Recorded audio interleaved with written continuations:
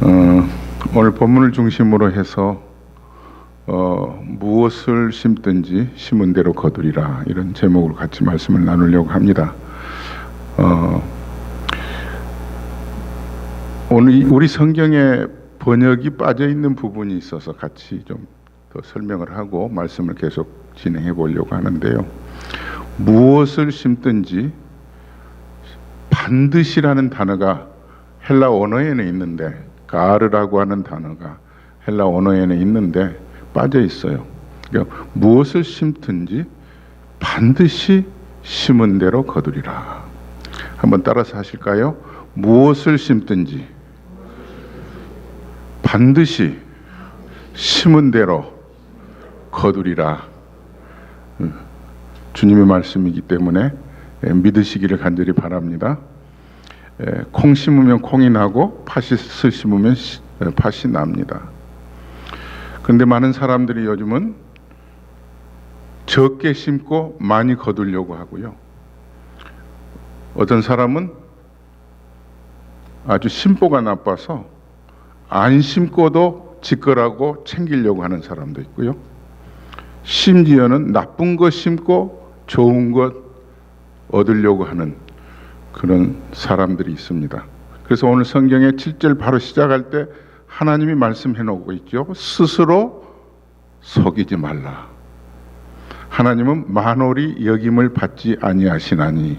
이게 무엇으로 심든지 그 앞에 아주 말씀으로 기록해 놓고 있는데, 다시 말하면 우리가 예수를 믿다 보면 나도 모르는 사이에 마치 자기가 하는 행동과 생활은 다 주님을 위해서 하는 것처럼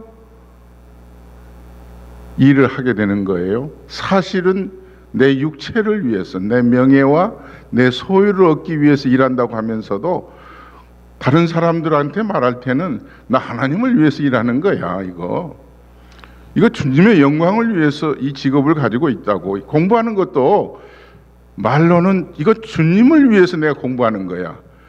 그러나 하나님은 눈에 보이시지 않지만은 내 생각을 꿰뚫어 보시고 내 마음에 품고 있는 것까지도 순간순간 들여다보고 계시는, 졸지도 아니하시고 주무시도 아니하시는 분이 우리가 믿고 의지하는 하나님이에요. 그러나 그렇기 때문에 내가 주님의 이름을 위해서, 주님의 영광을 위해서 일한다고 하면서 속으로는, 실제로는 내 자신을, 내 명예를 위해서 일하는 것을 하나님이 모르실 리가 없다는 얘기죠. 그러니까 만홀히 여김을 받지 아니하신다는 말은 하나님이 네 꿍꿍이를 다 알고 계신다는 거예요. 네가 무슨 속셈으로 그렇게 겉으로는 입술에 침도 안 바르고 거짓말을 밥 먹듯이 하듯이 하나님을 위해서 교회에서 또 목장에서 일을 하면서도 실제적으로는 자기 것 챙기기에 급급한 우리의 모습을 말씀으로 지적해 주고 계시는 거예요.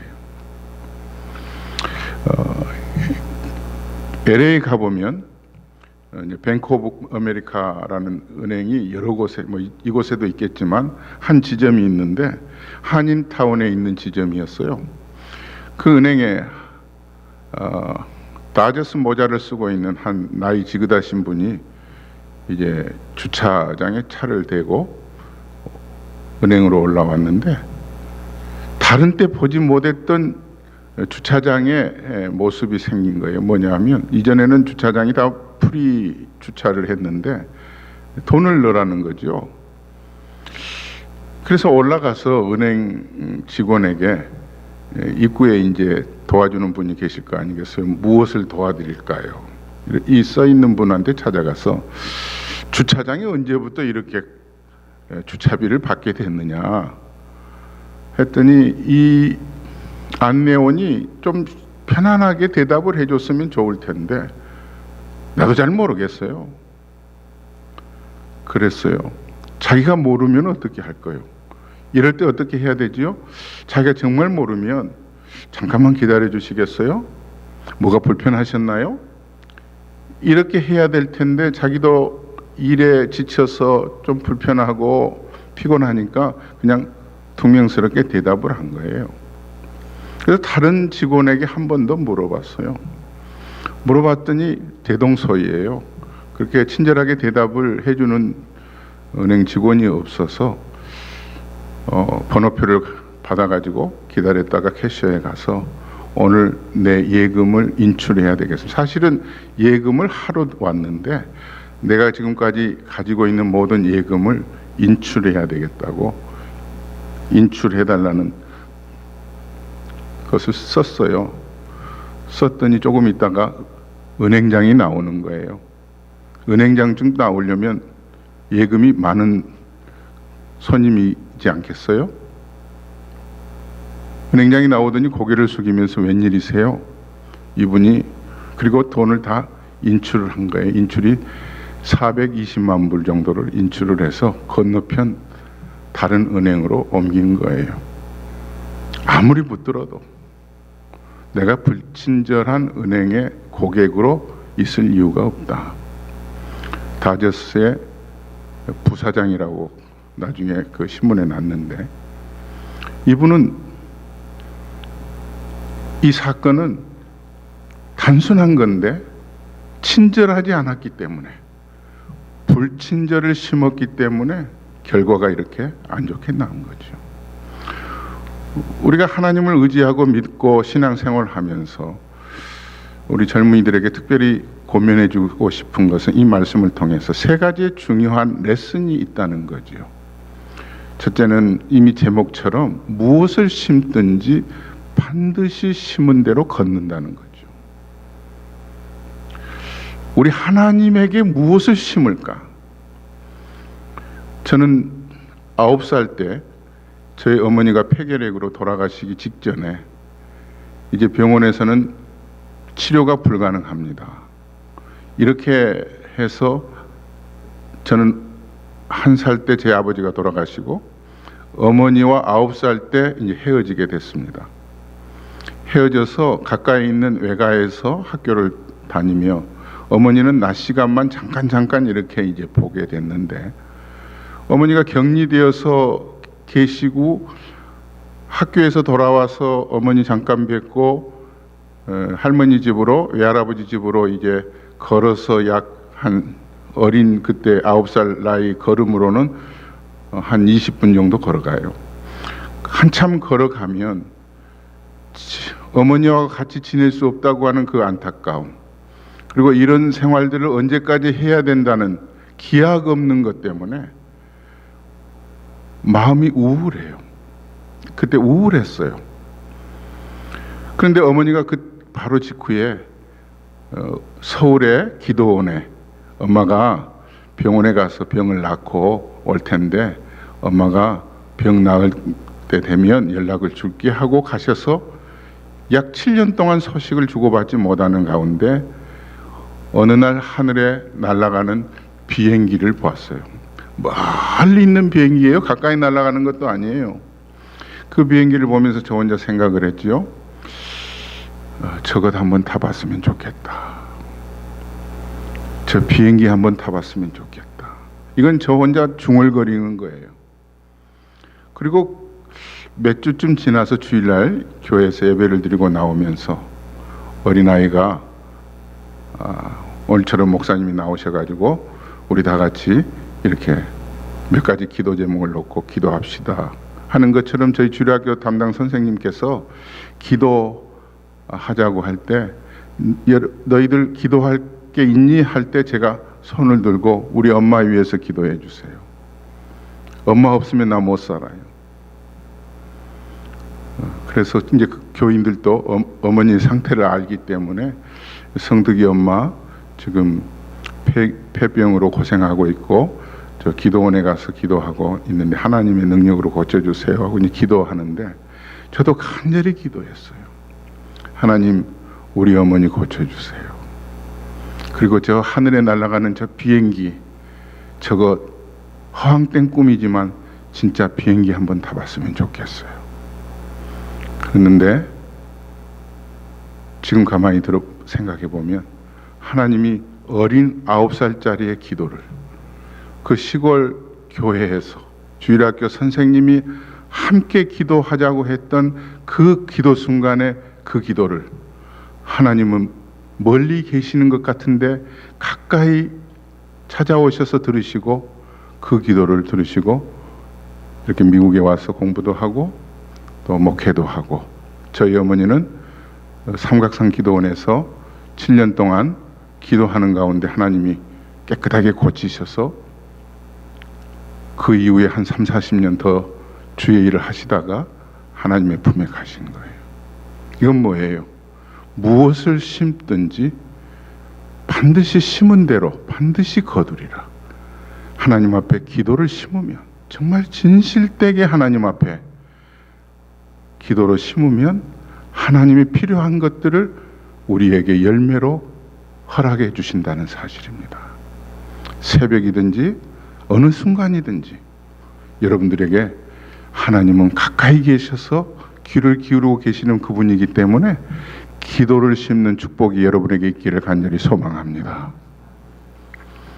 우리 성경을 한번 같이 찾아서 보시겠습니다. 사무엘상 2장 30절 말씀인데요. 제가 물을 주셨는데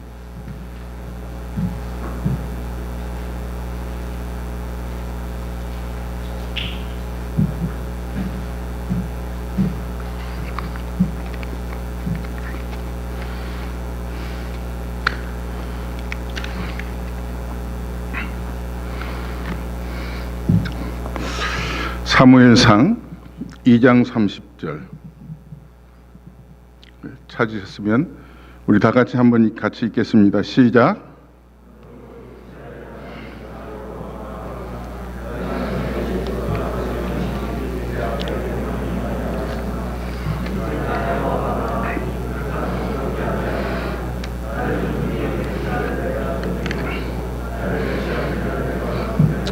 아멘. 그 뒷부분에 보니까 이렇게 말씀하고 계시죠.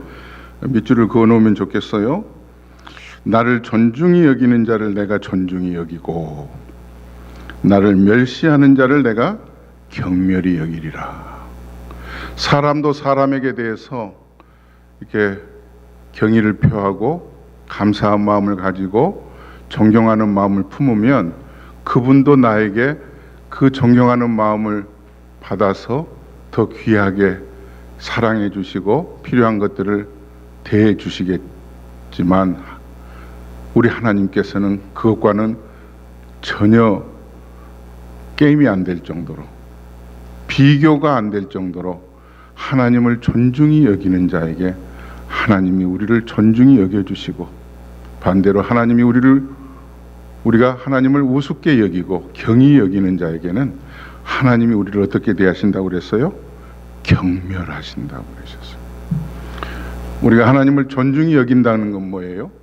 하나님의 말씀을 귀한 하나님의 능력의 말씀으로 여기고 늘 매일마다 하루에 세 끼 음식을 먹는 것처럼 우리가 묵상하면서 그 말씀이 나에게 어떻게 힘이 되고 내 삶의 내일을 어떻게 이끌어 가시는지, 말씀이 우리에게 찾아오셔서 하나님이 우리의 인생의 삶에 보내주신 자의 계획이 무엇인지를 귀담아 듣고 또 알기를 구하고 하나님의 뜻을 위해서 이른 새벽부터 기도할 때 하나님은 자기를 존중히 여기는 자에게 하나님이 우리에게 필요한 것들을 허락하신다는 것은 하나님도 우리를 귀하게 여겨주신다는 사실이죠. 하나님으로부터 귀하게 존귀하게 사랑받고 살아가는 여러분들의 일생이 되기를 주님의 이름으로 축복합니다. 두 번째로 가지고 있는 레슨은 바로 이 말씀이에요. 8절에 있는 말씀인데 다 같이 한번 8절을 읽어보시겠습니다. 자기의 육체를 위하여 심은 자는 육체로부터 썩어진 것을 거두고 성령을 위하여 심는 자는 성령으로부터 영생을 거두리라. 우리가 첫 번째 레슨은 무엇을 심든지 심은 대로 거둔다는 거고요. 그래서 하나님을 존귀히 여기는, 하나님을 우선순위에 두고 무엇을 생각하고 무슨 일을 꾸려가든지 하나님이 어떻게 생각하실까? 조금 더 구체적으로 말하면 교회 생활하는데, 신앙 생활하는데 교회가 우선이 돼야 되겠죠. 뭐 이런 등등 해서 우선순위가 뒤바뀌지 않기를. 나보다 하나님. 이게 첫 번째 레슨이고요.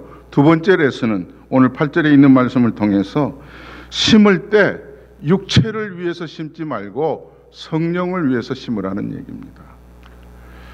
하나 얘기를 한다면 지금은 LA 와 계시는데 한동안 감비아에 한국 초창기 선교를 할 때 선교사로 가셨던 저에게도 선배 되시는데 이재환 선교사님이라고 계세요. 나중에 온누리 교회에 오셔서 선교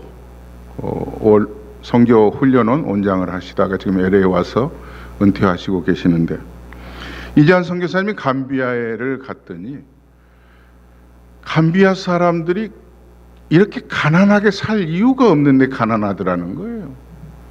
근데 이분이 이제 저하고 영국에서 같이 공부를 하는데 이분은 웩이라고 하는 선교 단체에서 이제 훈련을 받고 계셨어요. 그리고 이제 훈련을 마치고 나면 웩 선교 단체로부터 이제 파송을 받게 되는데 한 번은 저희 후배들에게 모이라고 하더니 기도 제목이 있다고 그러시더라고요. 그래서 무엇이냐고 그랬더니 야, 웩 선교 단체에서 나를 파송하는데 조건이 있대. 그래서 조건이 뭐예요? 그랬더니 가서 성경 가르치지 말고 설교하지 말고 농사일만 가르치라고 하는 조건으로 선교사 파송을 하겠다는 거예요. 우리 한국 그 문화로는 이해가 안 되잖아요. 목사가 성경을 가르치고 설교를 하고 성도들에게 예배를 이끌어가고 이게 목사가 해야 할 주된 일인데 그걸 하지 말라는 거예요. 5년을 그걸 하지 말고 당신은 가서 농사일을 가르치라. 이건 내가 가야 되겠니? 안 가야 되겠니? 쭈삣쭈삣하고 대답을 다 못했죠. 참 외국 선교단체의 그런 그 팔리시를 우리가 어떻게 알겠어요? 그런데 이 선교사님이 기도를 하시다가 받아들였어요. 그리고 파송을 받고 감비아에 가서 이제 예배는 드릴 수가 없으니까 혼자 다른 그 미국 선교단체에 가서 예배를 드리고 그곳 소속으로 이제 농사일을 가르치는데 아, 이 사람들이 이렇게 해서 가난하구나. 이제 고구마를 생산하거나 감자를 생산할 때 보니까 이 소출이 있으면 이 사람들이 먹는 걸 보니까 소출이 있으면 씨감자를 이렇게 추려놓지 않고 여하튼 다 먹어버리더라는 거예요. 당신네들 씨감자를 왜 안 남겨? 내년에 심어야 될 거 아니냐? 그랬더니 왜 안 남겨놓겠어요? 하고 보니까 가장 못생긴 거, 가장 이거 심어가지고 뭐가 될까? 그러니까 우선 보기에도 굽고 보기 좋고 하는 것을 다 먹어버리는 거예요. 그래서 그걸 가르치기 시작했대요. 그러면 안 된다고. 이 큰 것, 그리고 좋게 보이는 것, 이거를 내년을 위해서 준비해 두고 이것은 씨감자로 마련해 두고 나머지를 부족하지만 여러분들이 먹어야 그 이듬해에 가면 그 좋은 것을 심었을 때 더 크고 더 굵고 더 좋은 것이 생산이 되지 않겠느냐. 믿지를 못하더라는 거죠. 왜냐하면 이 사람들은 내일이라는 걸 기대하지 않고 살기 때문에 그걸 제대로 가르치고 훈련시키는 게 5년이 걸렸다는 거죠. 5년 동안 애써서 가르치고 나니까 이 사람들이 아하, 이렇게 해서 선순환이 되고 좋은 것을 추려놓고 씨감자로 보관하고 나머지를 먹게 되는, 처음에는 배고팠지만 점점 소출이 늘어나고 더 수확량이 많아지니까 자기네들이 호주머니도 두툼해지더라는 거죠. 처음에는 받아들이지 않았는데 나중에 이제 5년이 지나고 나니까 웩 선교단체에서 현장 답사를 하고 그리고 평가를 한 다음에 이제 당신도 성경을 가르칠 수가 있고 교회를 세울 수가 있다. 그래서 한동안 교회를 세우고 좋은 사역을 했다고 합니다. 지혜로운 농부는 구별할 줄 아는 거예요. 씨를 구분할 줄 아는 거죠. 이거는 씨감자로 두어야 될지, 우리 하나님께서는 오늘 성경을 통하여서 우리에게 가르쳐주고 있는 교훈이 바로예요. 자기를 육체를 위해서 심는 사람이 있고 어떤 사람은 성령을 위해서 심는 사람이 있어요. 자기 육체를 위해서 심는 사람은 이것은 쉽게 썩어져 버리는 거예요. 당장 먹기는 좋겠지만은 내일이 없는 삶을 살아가는 거예요. 그러나 성령으로 심는 사람은 썩지 않을 것을 생각하면서 영원한 하나님의 나라를 생각하면서 좋은 것들을 구분하고 살아가는 사람이에요. 여러분들, 성령을 위해서 미리 준비해 놓고 사는 사람은 우선은 배고플 수 있어요. 우선은 당장은 어려움이 가까이 내게 찾아올 수 있어요. 그러나 이것들을 이겨나면, 감비아에서 선교사님이 사역을 할 때 5년이 지나고 나니까 이제 안정을 되찾은 것처럼 신앙생활도 마찬가지예요. 영적인 선순환이 이루어지면 하나님을 위해서 먼저 심는 사람, 성령을 위해서 먼저 구별해 놓고 심은 사람은, 농부는 봄에 씨를 심고 바로 열매를 기다리지 않아요. 여름이 지나가고 떼양볕이 쬐고 비바람이 불어도 가을이 될 때까지 기다릴 줄 아는 사람이고, 어떤 좋지 않은 일기라 할지라도 견디고 이겨내고 이 씨앗이 잘 열매 맺을 때까지 그것들을 견뎌내는 사람입니다. 저와 여러분들의 삶에도 이런 은혜가, 우리가 정말로 성령을 위해서 심지 자기 육체를 위해서 심는 사람이 되어서는 안 된다는 거죠. 자, 성경 한번 찾아서 보겠습니다. 고린도후서 9장 10절.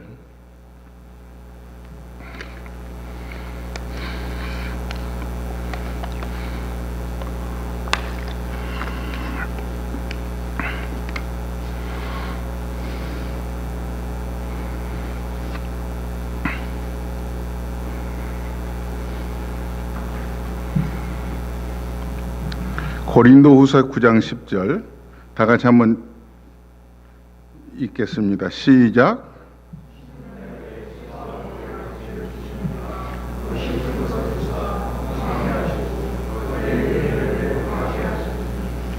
우리 인생은 영적으로 심는 농부와 같은 사람들이죠. 그 심는 자에게 하나님이 무엇과 무엇을 주신다고요? 씨와 먹을 양식을 주신다는 거죠.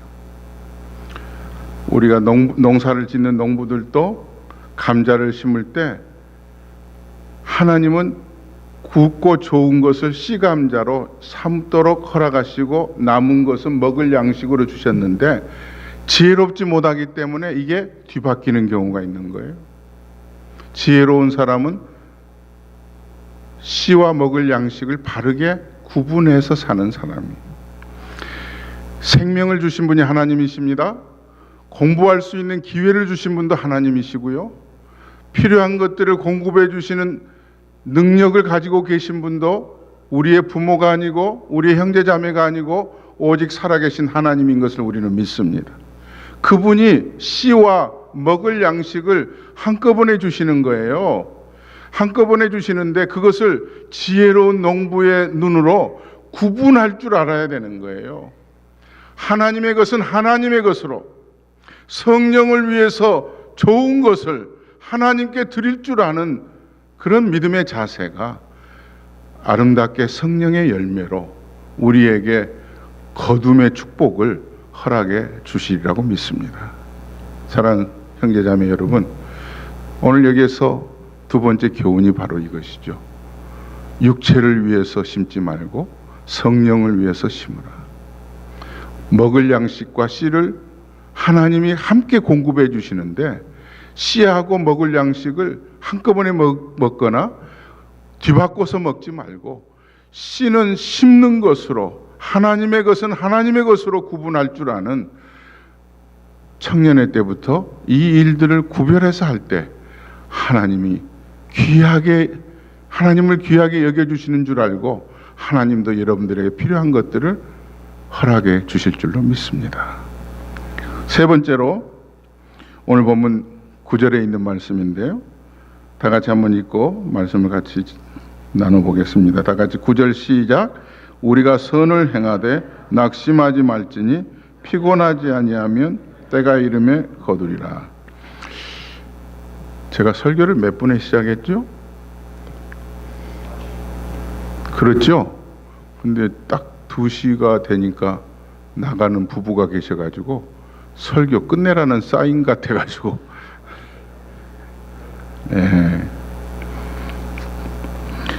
오늘 세 번째 우리에게 주시는 교훈은 때가 되면 거둔다는 거예요.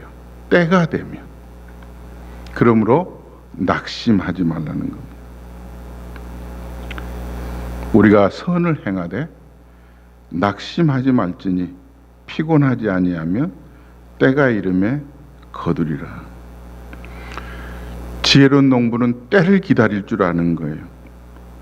하나님께 드리고 씨를 구분해서 하나님께 드린 영적인 농부인 여러분들께서 그 씨를 심어놓고 농부처럼 가을이 될 때, 수확기가 될 때까지 어떤 어려움들이 온다 할지라도 그 때에 대한 소망을 가지고 참고 견디는 삶이 하나님이 기뻐하시는, 하나님을 정중히 여기며 사는 성도의 자세라는 사실이죠.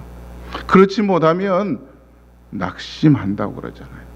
오늘 성경에도 선을 행한다고 그러잖아요. 좋은 일 했다는 거잖아요. 하나님을 기쁘시게 하기 위해서 시간을 투자하고 물질을 투자했는데 그런 사람에게도 좌절이 있고 절망이 있고 그리고 낙심할 때가 있다는 거예요. 그거 하지 말라는 거예요.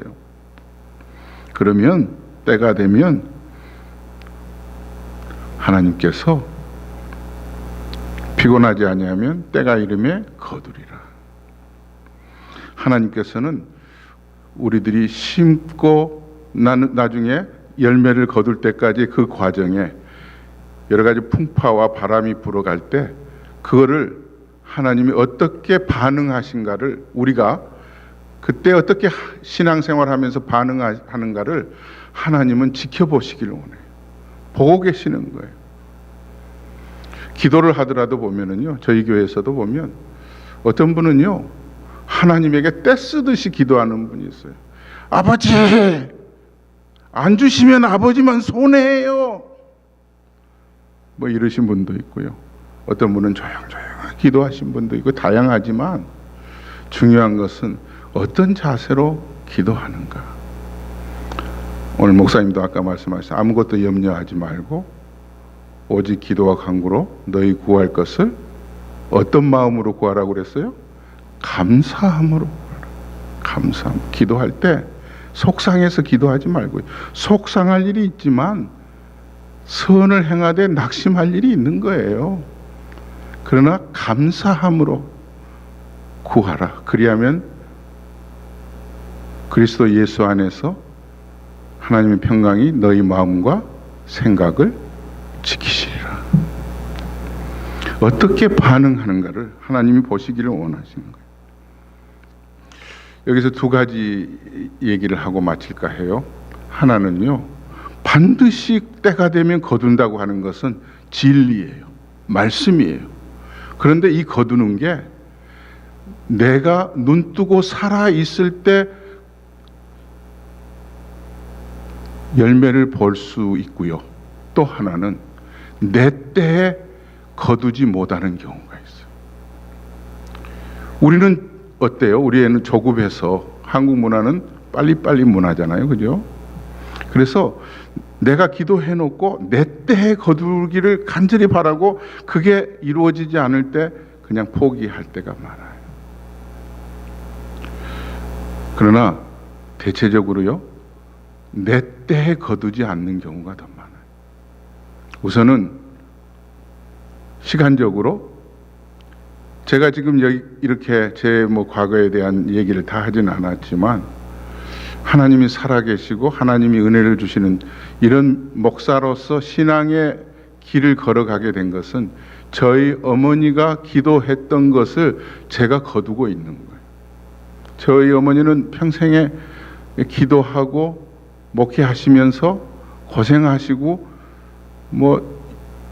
세상적인 어떤 영화는 전혀 보지 못했는데 저는 그 어머니의 기도 때문에 예수를 믿을 수도 없는 자격 없는 존재였는데 예수를 믿게 되고 가정을 꾸리게 되고 귀한 자녀를 하나님이 선물로 주시고, 이거는 우리 어머니의 기도를 통해서 1세대 다음 세대에 얻게 되는데요. 어떤 가정은 제 2세대뿐만 아니라 그걸 또 뛰어넘어서 3대 손, 4대 손에 이르게 때 하나님이 거두게 하는 때도 있다는 거죠. 기다리라는 거예요. 그러나 결코 하나님은 주신다는 거예요. 또 한 가지는, 이건 정말 이 믿음이 우리에게 필요한 믿음인데요. 이 땅에서는 3대, 4대까지 갈 때까지도 보지 못한 축복인데 천국에서 맛보는 그런 축복이 있어요. 그건 다윗이 죽인 우리아의 모습이에요. 여러분 우리아 아시죠?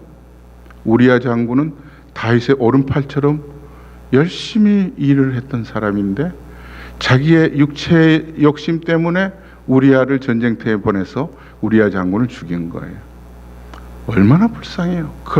그 인생이 거기에서만 끝났다면 예수 믿을 필요 없죠. 우리아가 신앙생활 잘했던 사람이에요. 이방인인데도 데려다가 신앙생활을 잘하는 사람이었기 때문에 다윗이 오른팔로 썼는데, 우리아는 왜 거기서 죽어야 돼요? 정말 하나님이 무슨 뜻이 있으세요? 우리아의 후손들 보세요.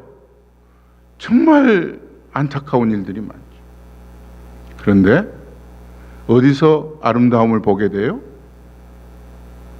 마태복음 1장에 보면은 예수님의 족보가 나오는데 아주 아름답게 나오죠. 성경을 같이 보시겠습니다. 마태복음 1장 6절 말씀을 같이 보시죠.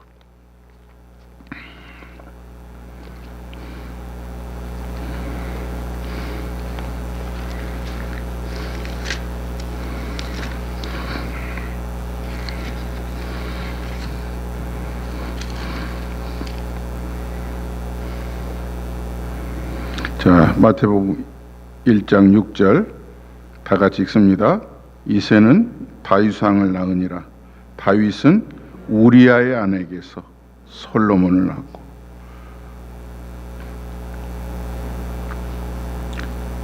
왜 우리아가 여기서 들어가느냐? 다윗은 솔로몬을 낳고 이래야 옳잖아요. 나중에 밧세바가 다윗의 아내가 됐기 때문에. 그런데 하나님은 예수님의 족보 속에 안타깝게 죽은 그 우리아를 여기에 박아놓고 있는 거예요. 우리아의 아내에게서 솔로몬을 낳고. 사랑하는 성도 여러분, 우리의 믿음은 평면적이보다 입체적이어야 돼요. 세상에 눈을 뜨고 보고 있는 세상적인 것과 하나님 나라에서 이루어질 영광과 함께 입체적으로 볼 수 있는 안목이 바른 신앙의 자세라고 저는 믿습니다.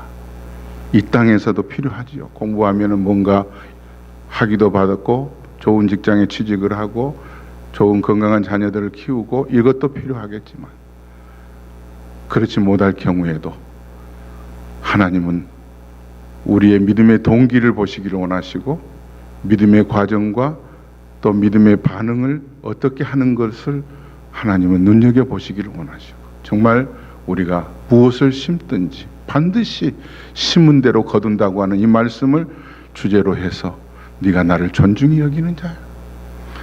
하나님의 살아계심을 믿고 날마다 힘들 때나 어려울 때나 절망이 있을 때나 낙심할 때나 묵묵히 하나님을 경외하는 그 모습을 하나님은 보시고 하나님이 필요한 것들을 채우시는 분이에요. 육체를 위하여 심지 않고 하나님 성령을 위해서 심는, 씨와 먹을 양식을 구분할 줄 아는, 시간도 물질도 삶도 하나님의 것을 하나님의 것으로 구분할 줄 아는 그런 신앙의 자세가 하나님 앞에서 얼마만큼 아름다운지, 그리고 낙심할 수 있는 그런 순간순간에 너희가 선을 행하나 낙심하게 될 때 피곤하지 아니하면 때가 이름에 거들려. 이 때 하나님의 때가 있을 줄 알고 순간순간 나타나는 현상에 거기에 반응해서 열내거나 또 갑자기 또 감정적으로 어떻게 행동에 옮기거나 그러지 말고 묵묵히 하나님의 살아계심을 의지하면서 사는 그런 신앙의 태도가 여러분들의 내일을 아름답게 열매로 허락해 주실 줄로 믿습니다. 기도하겠습니다. 거룩하신 하나님 아버지,